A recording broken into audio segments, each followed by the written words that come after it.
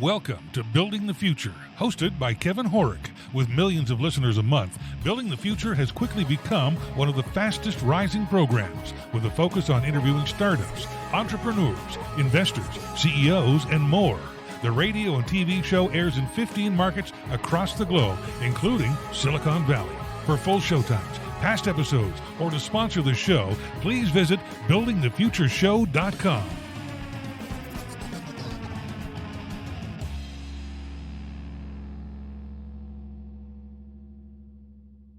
This segment was brought to you by Aurum Capital. If you are thinking about exiting or succession with a business today, you are joining a growing number of owners also considering the same alternatives. And if you've already heard that news, then you know exits or successions can be challenging, unless you can facilitate a recipe ahead of time and make your company prominent to attract attention and maximize your enterprise value in the broadest market. Anticipate and facilitate with Aurum Capital Connect today. For more information, please visit aurumcapconnect.com. Welcome back to the show. Today we have Abigail Manning. She's the founder and president at Create Awareness, Change Lives. Abigail, welcome to the show. Thank you, Kevin. I'm so excited to be chatting with you today. Yeah, I'm excited to have you on the show. I think what we're going to cover today is actually very important and timely with everything that's going on right now. But maybe before we get into that, let's get to know you a little bit better and start off with where you grew up. Sure. Well, I grew up in the North Shore of Chicago, so the suburbs. I went to school at Indiana University. You know, growing up in the Midwest, you got to go to one of the Big Tens. What did you take and why? So, I got a double major, and I focused on behavioral and cognitive, social, and behavioral studies through their communications, their schools of communications, because it was fascinating to me to learn how to talk in a conflict situation. There's ways you can do it that are productive and positive. I did not come from jumping right in. If anybody looks at my information, they know this anyway. I came from childhood abuse by both my parents. And then later, domestic violence and PTS. Well, at the time, having grown up in that type of home environment, I was learning all these new exciting things in college about positive ways to communicate and where do you feel it in your body, and just basically, to summarize it, how you think, say, and do. And it was just fascinating to me. And I was so empowered by learning all of those life skills, as I call them. And so that's why I studied what I studied. Interesting. So you get out of university. Walk us through your career up until Create Awareness, Change Lives. Oh, interesting. So I have taken a long path. So when people say you must get a certain career and only stick in that, that's great for some people. For me, that wasn't the path that I took. Sure. I had a couple different careers. You know, at some point I was a convention planner. I was planning for a big company. They did international conventions. So I did that for many years. And that really taught me timeline management, priority projects, working with teams, being sleep deprived and still having to perform, because when you're on site for 2 weeks, you're getting very little sleep and you still have to put on that game face and you have to be, professional and positive with your clients. And if there's a problem, you don't let them know it, you take care of it, you fix it, and they feel like it's effortless. So each job that I've had over the course of years has really helped me grow. I did run another company for 23 years as I raised my kids. It allowed me the flexibility of working out of my home. I had full custody of my kids when they were 5 and 2, so I needed to have something where I could bring in income, but I could also still go to their swim meets, be at their parent-teacher meetings, volunteer at the schools, and all of that, to be honest, Kevin, built to a point of where I took all these random type of life lessons and I kept putting them in the back of my head. And then when my last child left, I knew I needed a bigger mission. And that's when I started Create Awareness, Change Lives, was 3 years ago. And it took all of those life experiences and education and things learned the hard way. And I put them in a blender and made my own curriculum so that I can hopefully help other people learn what I learned the hard way. They can hopefully learn it a lot easier, or they can learn it just by hearing about it or reading about it or attending one of the workshops, or and then they don't have to go through some of the challenges that I have been through. Interesting. So, what do you guys do at Create Awareness Change Lives? Because you guys do a bunch of interesting things. Oh, thanks. I think we do. And you can call it CACL for short if you want. I know Sure. it's a mouthful, but I'm a visionary person. I'm a visual person. I need to have something out there that I'm going for. I've always been an athlete, so I need a goal, right? So the Right. whole goal of this company is to create awareness, not for me to own it, because I was having too much ownership as an empathy person. I was really kind of taking on other people's journeys too much. So I named the company what I really wanted to focus on. And my goal is to create awareness so that others can change their lives. And so I do that through a couple ways. One is before COVID, I was teaching workshops. Some wonderful people have decided to work alongside of me on some of these workshops, including a retired Rear Admiral who is a commanding officer at Camp David, Michael Giorgione. He and I teach a harassment prevention class. Yeah. It's called Leading a Healthy Work Environment, and it does a deep dive on all 5 forms of abuse. I also teach a countering insider threat, mental health, mindfulness, and mission with 2 former amazing CIA global executives. And I do speaking events. There's a LEDX if anybody wants to see that for a little more information. But my latest one that I love that we officially launched, we started working on this in March, is using live virtual avatars in a sim simulation on teaching life skills. And that's going really, really well. So those are some of the ways, and I'm always adjusting and adding when new ideas come in, but that's the core of our business. But everything is about how we can help others have thriving lives and how we can help industries and companies and organizations have prosperous cultures. Interesting. So I want to dive a little bit deeper into this avatar training that you just launched. How do people use it? And give us, I get that audio, it's hard to describe something visual, but how do you describe it to people that can't see it the second you're talking about it? Good point. Because the moment people see it and we do a demo, they're sold. Right. They're like, we're sold. So we can do this on a one-on-one. That's not exactly how I have it set up. I have an idea in my mind as we all go into COVID and maybe stay in COVID or another wave of COVID or something in the future. I could see this being a one-on-one where you can go, but mainly what we're doing again is corporate and a lot of military. A lot of what I do is military-based, government and national security related companies. So what you do is you have one person who's quote unquote in the hot seat. Okay. And they're looking at a big screen, and it's an avatar on the other side. So they will start, there's a scenario that we set up for them. So basically, depending on what topic that organization wants to discuss, we will have done all the background information, all the development of the content, all of the, again, cognitive, social, and behavioral theories get woven into this, but we'll have the topic. So right now, diversity and inclusion is a very, very big one. So how do we avoid implicit bias or cognitive and create cognitive diversity, anti-discrimination, biases, things like that. We can do suicide prevention through this. We can do any topic. Wow. And we have our team research all of it, right? Yeah. And then what you can do is you can have the one person in the hot seat interacting with the avatar. And it is suspension of belief. So you really believe this avatar is true. You really believe they're real. They're responding in real time. The system is always learning. And it's amazing how in seconds, Kevin, people are being very emotional. And I'm talking some big CEOs. I'm talking about some high-ranking military people. Myself, even though I've seen the scenarios, I can get drawn into it right away. And what happens then is then you pause or stop the simulation and your entire team. So we've done this up to about 300 people in an auditorium. Wow. And you can do it on a Zoom call. Yeah. So even if you have your team, let's say there's 10 people or 20 people on your Zoom call, you pause the simulation and then the team jumps on. And this is what I love is it builds collaboration, it builds trust, it builds brainstorming, because someone will say, hey, you know, you did a great job. Did you think about this? Or the person can say, I didn't even know where to send them.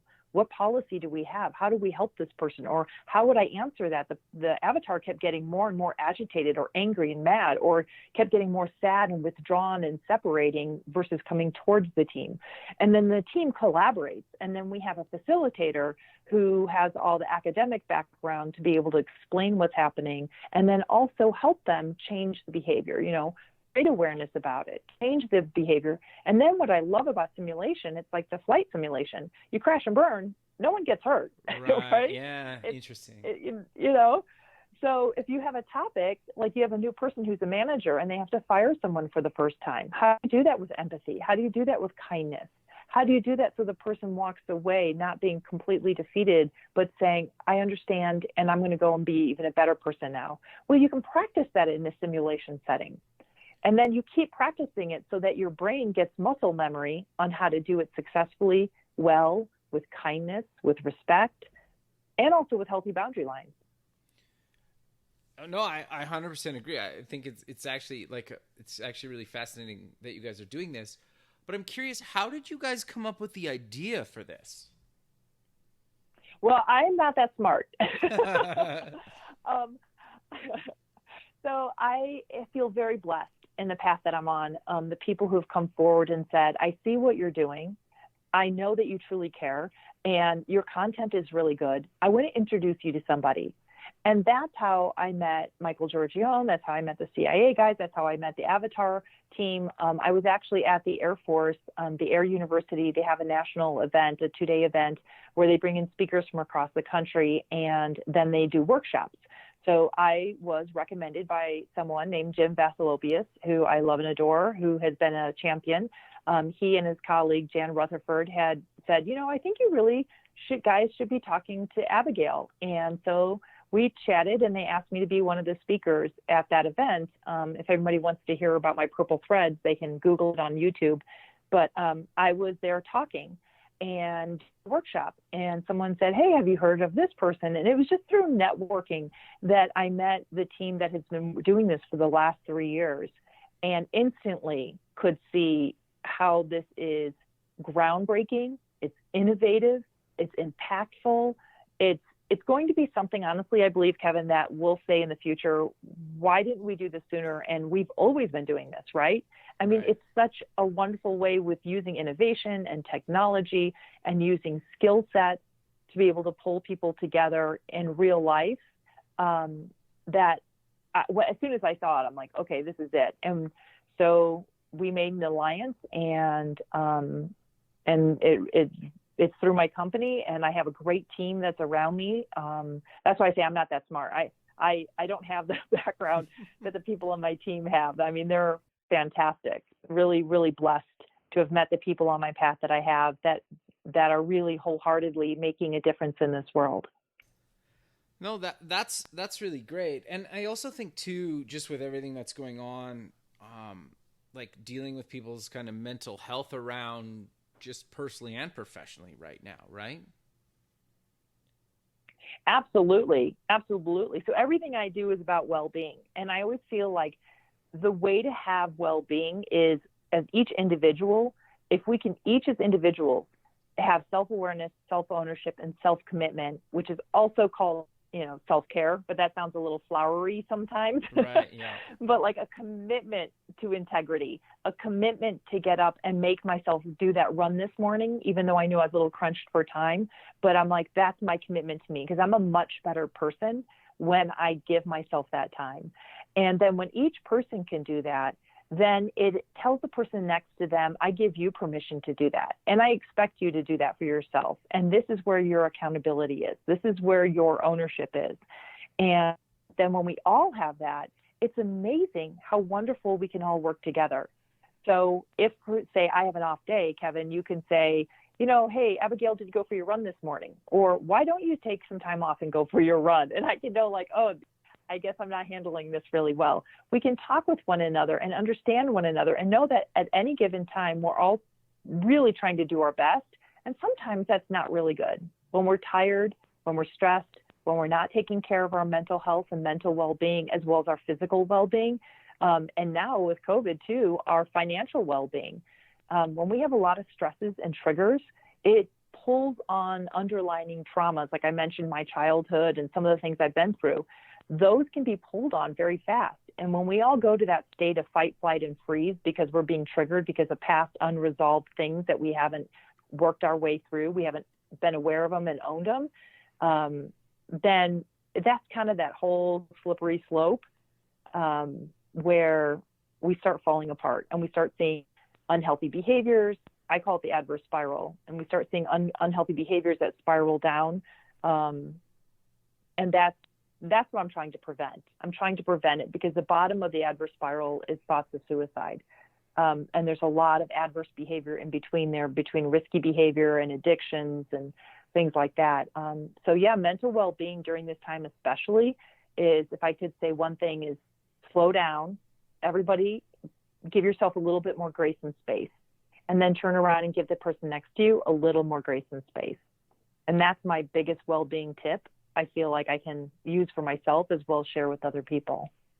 No, I 100% agree with you. I think the thing that I find interesting, and just talking to a bunch of people, it seems like since COVID hit anyway, people are either extremely busy or they're almost like bored and have nothing to do. I get there's people in the middle, but it seems like we're at such an extreme right now. How do you, or what advice do you give to people that maybe are on the extreme busy side where they just like kind of, everybody jokes like, put on an extra 10 or 15 kind of pounds since COVID hit because I'm at home, and kind of stress eating or not working out as much or kind of doing some of those, like actually taking care of their mental and physical health?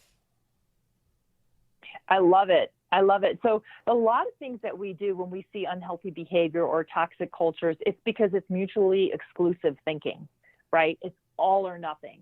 It's them or me. Right. And that creates those wild pendulum swings that we're seeing in other parts of our country and in addition to COVID right now. And I think when that happens, what I believe it is that it all ties back to power and control. So the reason people abuse people is for power and control. So I'm sure many people have heard this, but hurt people hurt people. And so if you've been hurt, you want your power and control. You're not going to let someone hurt you again. So you would rather have a good offense than a defense. And I think when people go to those extreme things, they're scared. They're getting triggered. If they've been through things of hardship, stress, like you grew up without money, or you've lost a home, or you've had any kind of underlying trauma, it can easily trigger that need to control, right? To feel control of your environment. Well, none of us are in control of our environment with COVID, right? Like, it's not like we can have control. Like for a while, you couldn't get on a plane, and now they have a whole new mask section of we must wear a mask, and things are closed down by certain times. Like, that feels out of control. And if you have underlying things that trigger you when you don't feel in control of your life, or you haven't felt control in your life in the past, then you do these extreme behaviors, this mutual exclusive look at the world. And what you can do then is take some big breaths. So you can do meditation, or take some breaths, or do tapping, which is called EFT. You can contact some friends. Being socially isolated is really hard. That's a stress in itself. And so if we can remind ourselves that we are in control, I have control over if I look at this as doom and gloom, or I look at this as an opportunity. I looked at the COVID as an opportunity, and that's when I jumped on the avatar work.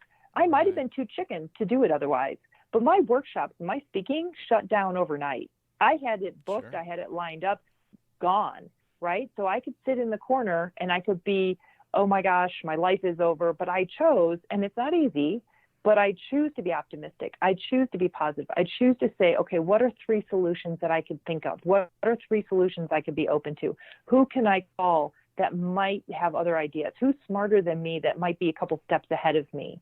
Who can I bring along? Who is struggling in this?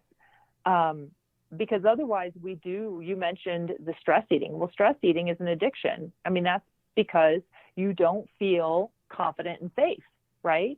So we go down what I mentioned is the adverse spiral, and part of addiction. I mean, I've seen a lot of people who've gained a lot of weight or starting to drink quite often and heavily.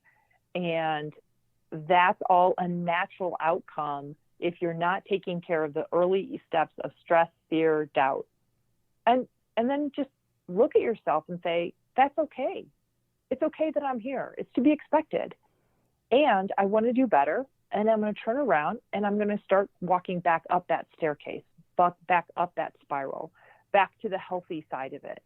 And it's okay. That's what I mean about grace and space. Give yourself some grace and space. If you want to eat a couple more pizzas, it's okay. If you're eating pizzas every day, maybe not so okay. No, I 100% agree with you. And I think it's really good advice. And you brought up something that I think needs to be reiterated again. It's like, sure, everything is unknown and the future can be unknown and kind of scary, but there's no better time in history or probably in our lifetime than to like do what you're truly passionate about. It's like, if you want to start a company or you want to do whatever, you want to take up a new hobby, it's like you have the time to do it now. And I think the fact that a lot of people have to stay home, it's like you don't even need to tell anybody you started a company or took on a new hobby or whatever it is, because nobody will know whether you're successful or you fail at it, right? Especially if it's an online thing, right? I think like it's harder if you're in an office or you're doing something or you're seeing people more often, but if you're kind of isolated a bit, you don't really have the opportunity to tell people, correct? Well, what are your thoughts around? I'm laughing. I love it. Oh, I love it. I have a huge smile. Like, I love it. I love it. And that whole scary feeling is so you fall down. Yeah, like who cares? You know, I'm yeah, it's okay. It's okay. Everybody falls down. I mean, and that's the thing, like I have to really limit some social media sometimes because it can look very fairy tale-y. Again, mutually exclusive. It can look like magical fairy tale and everybody has everything together, or it can look the extreme end. The world is ending. Everybody hates everybody, right? So totally. At this current time, I know that I can be a sponge as an empath, and I don't want to be a sponge with either of those extremes. So I'm taking this time to say, like you were like, what haven't I tried in the past that no one would know, right? I've been working on this life skills stuff for over 3 months. No one knew about it. No one knew of it until then. And now you're actually the first public place of where I'm putting it out there. So yay! That's awesome. Yeah, so thank you for letting me do that. Of course. And then what you can do is I look at limiting self-beliefs. So this time right now, we're with other people. Other people can see us way more clearly than we can see ourselves, right? Yep. And so what is it? Like, Kevin, I know you've always talked about writing. I don't know, I'm making this up. A book. Just start writing it. Yeah. Just 15 minutes a day, or at 3:00 on Friday, check out. And by 5:00, maybe go out for dinner, but between 3 and 5, you're going to write every day. So what is a limiting self-belief that we've had that has kept us back from living even better, bigger, braver, stronger, louder, shining? And then I want people to do the work at removing those. And I call, this is all my purple curriculum that I built. And where did that limiting belief come from? What does it sound like? Are you operating from truth? So I hear so many times I'm not smart, I'm stupid, I'm dumb. I hear that from a lot of people, right? And in what category? I mean, there's so many different ways to be smart, right? I don't have to be a computer programmer. I don't have that level of intelligence, but I have a lot of other intelligences. But you don't have to be really smart in everything. So, and then what you do is once you recognize those and you start feeling them in your stomach, like if someone calls you stupid and it makes you feel like someone sucker punched you and you feel sick to your stomach, then recognize that and think about, okay, what did that trigger in me? Again, that's that self-awareness and self-ownership. And then I call it flip-a-dip. And then how do you turn that into a strength? And I love doing this with people in workshops as well as kids. Like, what is the opposite side of that limiting belief? And there's always a strength. It's like the two-sided coin. There's always a strength on the other side. Sometimes you have to dig.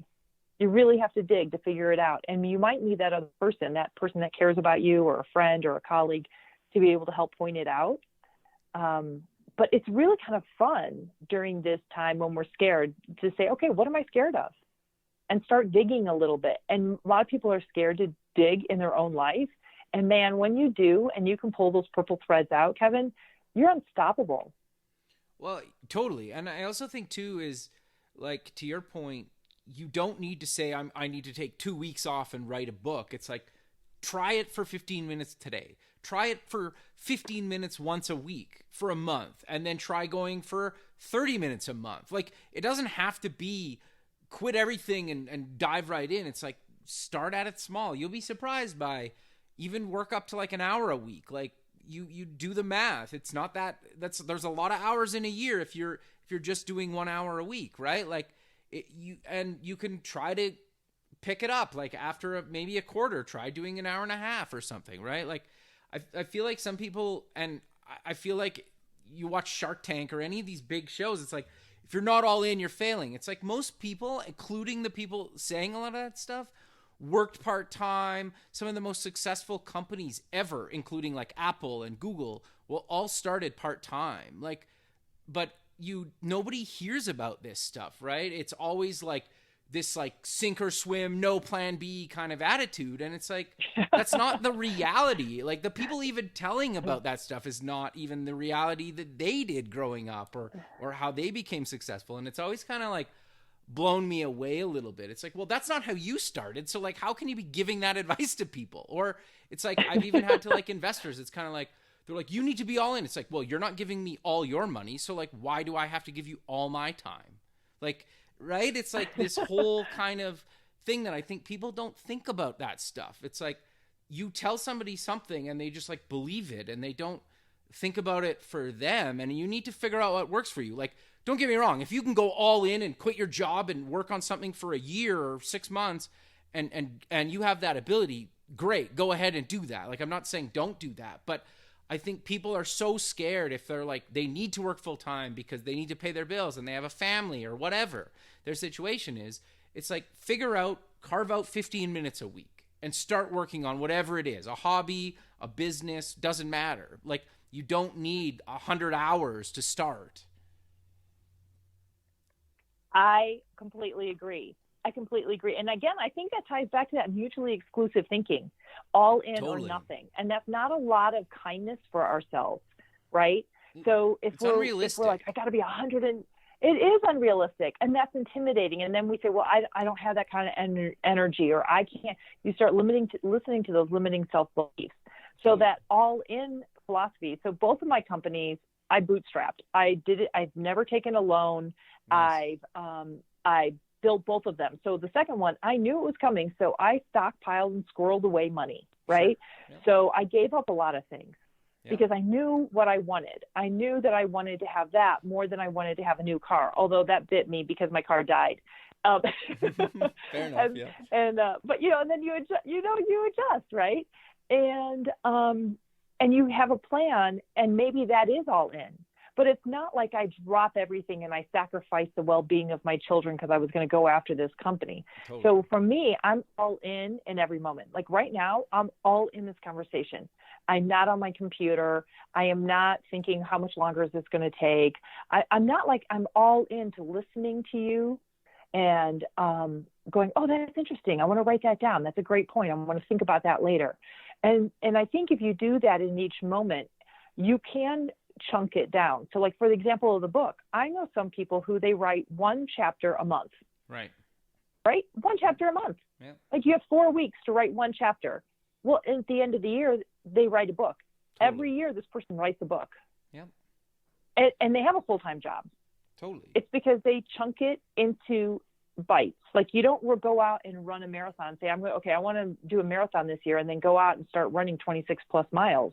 You can't do that. And you can't do that in business either, in my mind. But then again, I'm not super, super huge and successful like some of these organizations. But for me, I've been able to have a balance of life. I was able to be a full-time at home, present in the moment parent, as well as run a company. Now there were guidelines, Sure. guys, Yeah. if the door is closed and there's a sign, you can't come in. Right. And then conversely, when I'm at a swim meet, I wasn't taking business calls. Right.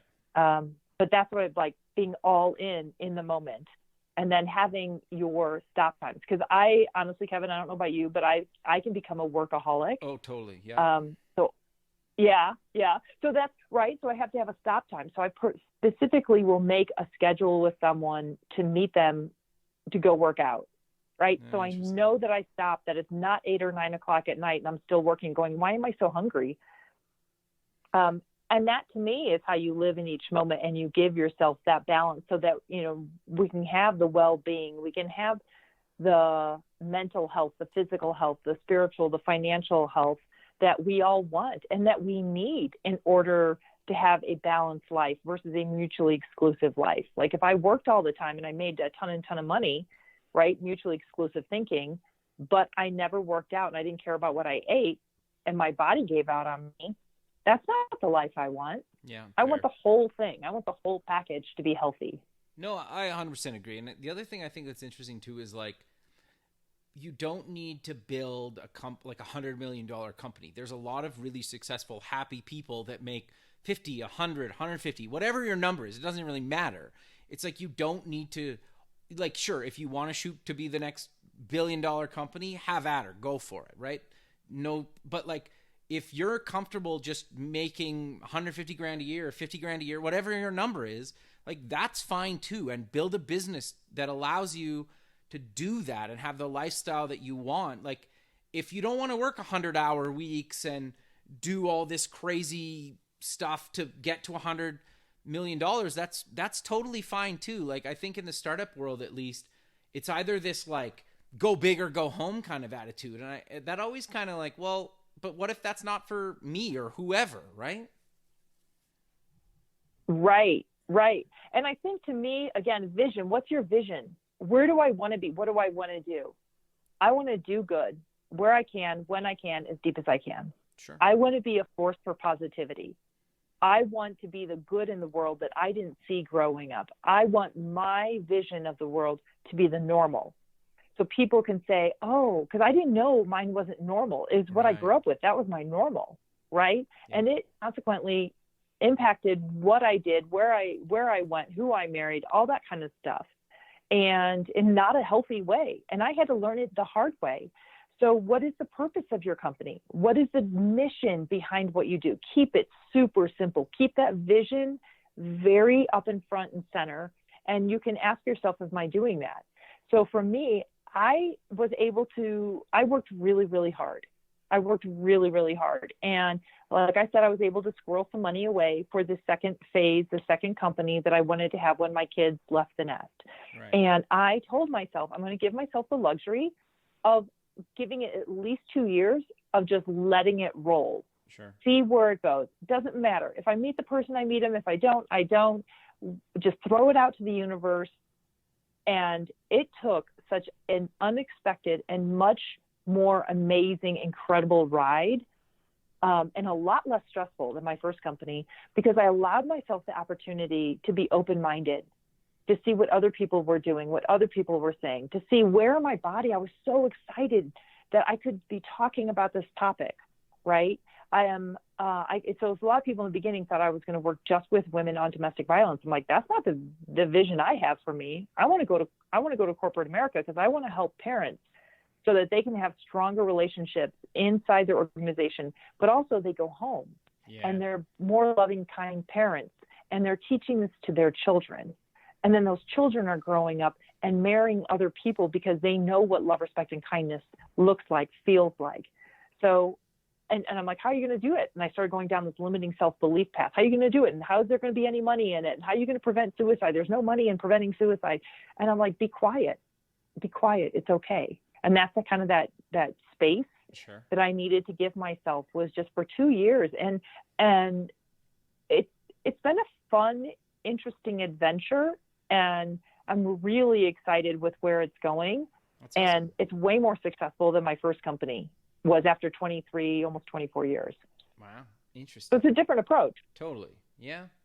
So I'm curious, do you have any other thoughts on kind of where we go from here in this kind of unknown?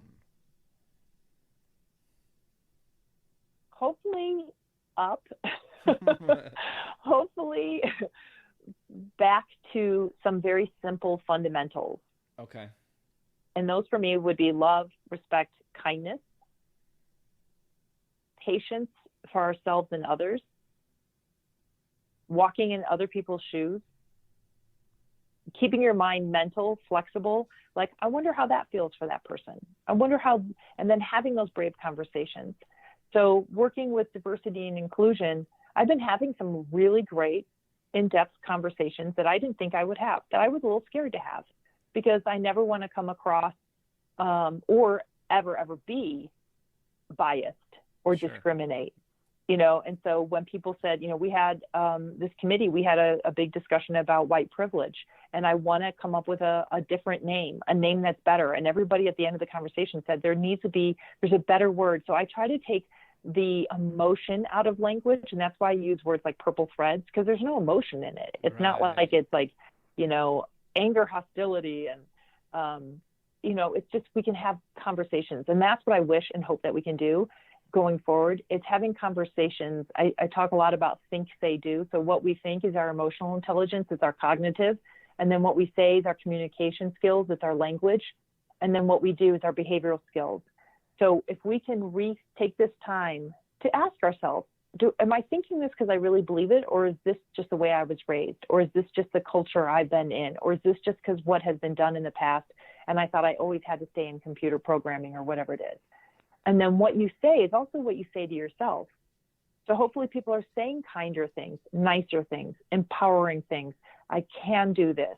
I believe in you. You are a champion. Keep moving forward. And then what we do is not sit on the couch and eat all those pizzas, but we get up and we do it. We write that chapter in the book. We do something that's really scary, like stand on the stage or tell someone who's wronged you that you would like to have a discussion about it.